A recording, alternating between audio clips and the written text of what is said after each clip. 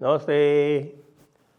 आप सभी से अनुरोध है कि कृपया हमारी चैनल को सब्सक्राइब करें, वीडियो को लाइक करें, शेयर करें और याद रखें दी Jaipur dialogues Deccan summit 2025।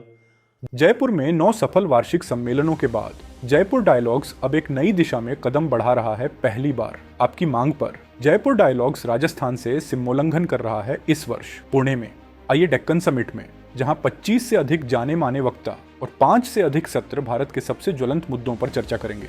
Deccan summit की थीम है एक है तो सेफ है, संस्कृति से राजनीति तक, विरासत से भविष्य तक।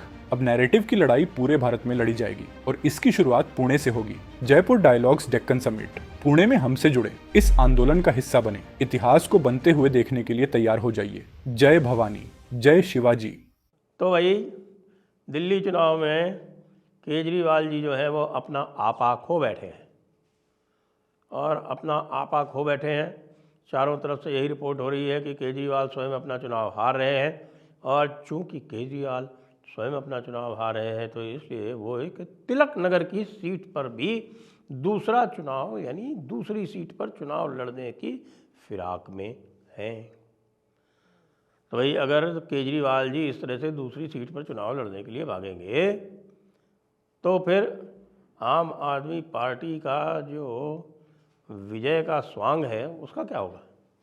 फिर तो बड़ी मुश्किल हो जाएगी कि भाई देखो, प्रवेश वर्मा जी के कारण वो स्वयं भाग गए चुनाव से और पहले प्रवेश वर्मा को टारगेट कर रहे थे, प्रवेश वर्मा के खिलाफ शिकायतें कर रहे थे, जाके कह रहे थे कि साहब हमारे यहाँ 13,000 वोट बढ़ा दिए गए हैं, इत्यादि इत्यादि सारी बातें जो कर रहे थे। लेकिन अचानक पता चला कि उन्होंने प्रवेश वर्मा से अपना ध्यान हटा लिया, क्योंकि प्रवेश वर्मा आपको पता है कि वो साहिब सिंह वर्मा के पुत्र हैं, जाटों में उनकी अच्छी पकड़ है, 2 बार वो बड़े भारी अंतर से लोकसभा का चुनाव जीत चुके हैं। कैलाश गहलोत जो उनके प्रमुख जाट नेता थे वो उनको छोड़कर भारतीय जनता पार्टी में जा चुके हैं और लगभग 10-12 सीटें जो हैं वो जाटों के हिसाब से जीती जाती हैं। ये जो आउटर दिल्ली का हरियाणा से लगता हुआ जो क्षेत्र है, यहाँ बहुत जाटों का प्रभाव है और ये जो साउथ दिल्ली वाली जो सीटें हैं, साउथ दिल्ली पार्लियामेंट्री सीटों वाली, यहाँ पर गुर्जरों का प्रभाव है और उधर लोनी इत्यादि में भी गुर्जरों का प्रभाव है। तो अब उन्होंने रमेश बिधूड़ी को टारगेट करना आरंभ कर दिया है। अब लोगों ने बताया कि साहब रमेश बिधूड़ी को टारगेट करोगे तो गुर्जर वाली सीटें चली जाएंगी। तो उनके सामने बड़ी समस्या है। 10-12 सीटें जो है वो कह रहे हैं कि साहब की जाटों की वजह से जा सकती हैं, इसी तरह से 5-6 सीटें जो है वो गुर्जरों की वजह से जा सकती हैं। तो अब उनको रमेश बिधूड़ी से भी टारगेट हटा के किसके ऊपर और करना है उसके ऊपर विचार कर रहे हैं। तो अब कपिल मिश्रा को टिकट मिल गया है करावल नगर से, तो हो सकता है वो कपिल मिश्रा पर टारगेट कर दे। अभी तजिंदर सिंह बग्गा को मिलना बाकी है और नूपुर शर्मा को मिलना बाकी है। इनको भी ऐसा लगता है कि इन्हें कहीं से टिकट अवश्य मिल जाएगा, तो इनके ऊपर टारगेट कर लेना। बाकी अवध ओझा ने एक अपना अलग ही राग अलाप रखा है। पटपड़गंज से भाग के जंगपुरा गए हमारे भाई साहब मनीष सिसोदिया जी, दी हैंडसम सिसोदिया, आपको पता है हैंडसम सिसोदिया जी विश्व के सर्वश्रेष्ठ शिक्षा मंत्री। तो जो विश्व के सर्वश्रेष्ठ शिक्षा मंत्री ने अपना क्षेत्र भाग छूटे, तो अवध ओझा जी ये कह रहे हैं कि साहब ये तो रण छोड़ के भाग गए। साफ साफ कहते घूम रहे हैं कि साहब कि ये जो है युद्ध छोड़ के भाग गए। तो आप सोच सकते हैं कि कितनी प्रतिष्ठा बढ़ रही है हमारे हैंडसम सिसोदिया जी की। तो हैंडसम सिसोदिया जी के लिए बता रहे हैं कि साहब जंगपुरा में भी मुश्किलें आ रही हैं। तो आप जंगपुरा नहीं जीत पाओगे तो फिर आगे क्या होगा? उधर बड़े बड़े महारथियों को खड़ा कर ही दिया, कपिल मिश्रा भी मैदान में आ गया, मीनाक्षी लेखी भी मैदान में आ गई। तो कपिल मिश्रा, मीनाक्षी लेखी यानी जिनका जिनका जो टिकट कटा था उसमें से भी कई लोग मैदान में आ गए। गौतम गंभीर तो खैर छोड़ के जा चुके हैं, अभी तो वो क्रिकेट टीम के कोच हैं और वहाँ भारत को पूरी तरह से नेस्त नाबूद करके हराने में पूरा अपना कार्यक्रम कर रहे हैं।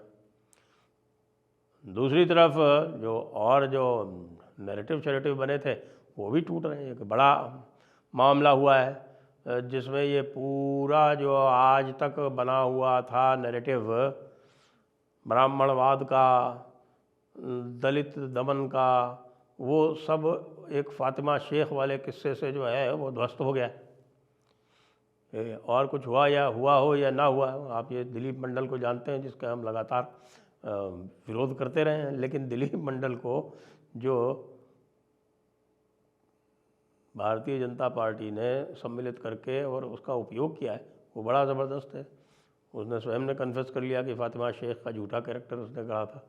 तब ये बात आने लगी कि जितने भी झूठी बातें हो रही हैं और जिसके लिए अरविंद केजरीवाल और राहुल गांधी रोज़ चिल्लाते रहते हैं कि साहब ये ब्राह्मणवाद है, ये मनुवाद है, ये सारे के सारे जो स्क्रिप्ट्स हैं, ये सारे के सारे जो हैं ये झूठ, ये सब गढ़े हुए झूठ हैं। ये ऐसा व्यक्ति ही सामने ला रहा है जिसने स्वयं एक बहुत बड़ा झूठ गढ़ा था।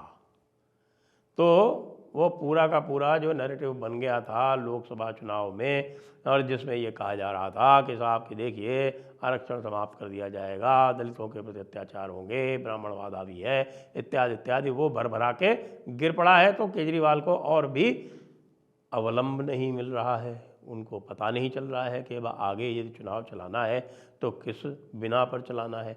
अब वो भटक रहे हैं। कभी वो हिंदू अपीजमेंट करते हैं, कहते हैं कि साहब के पुजारियों को भी पैसे देंगे, और साहब मंदिर भी जाते हैं, सब नाटक करते हैं, और कभी जो है वो अपने पुराने मुसलमान वोट बैंक को तुष्टीकरण करते हुए दिखते हैं।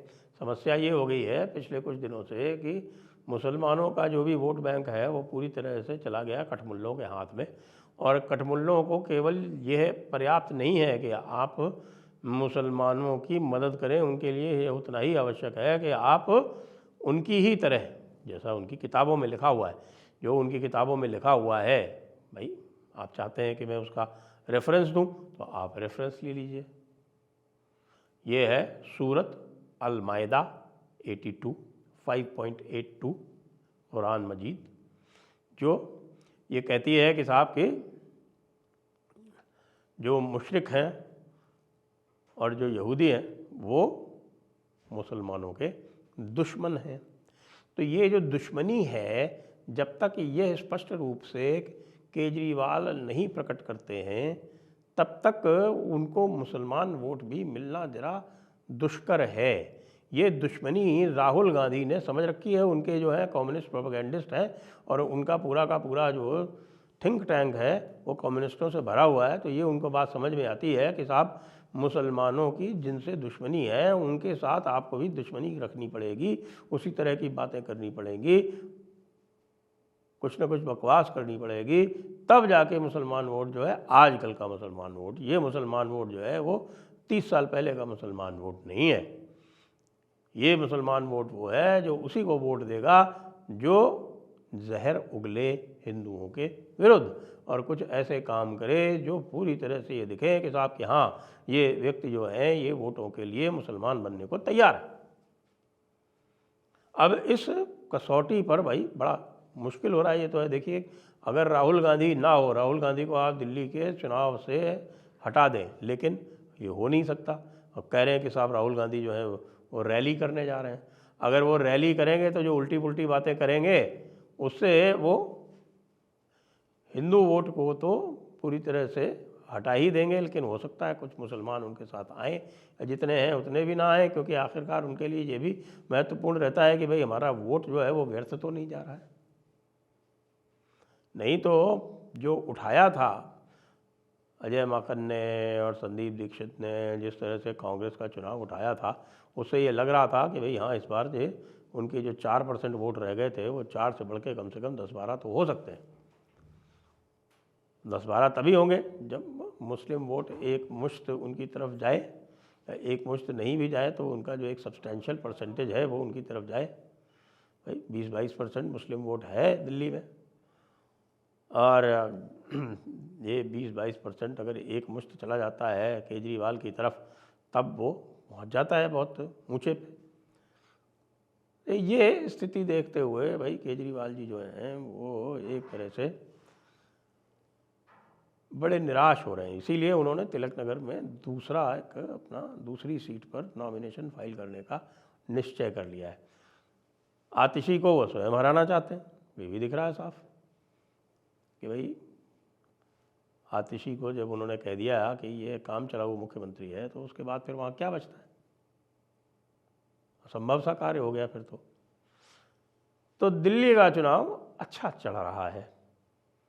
भारतीय जनता पार्टी ने काम कुछ ऐसे कर दिए हैं जिससे उनका जो 38% पिछली बार आया था वह 38% बढ़ के 42% तक जा सकता है, ऐसा लग रहा है। लेकिन यदि 42% चला गया और 7-8% वोट कांग्रेस ले गई तो भाई साहब आप ये समझिए कि भारतीय जनता पार्टी फिर बहुमत के अत्यंत निकट पहुंच सकती है।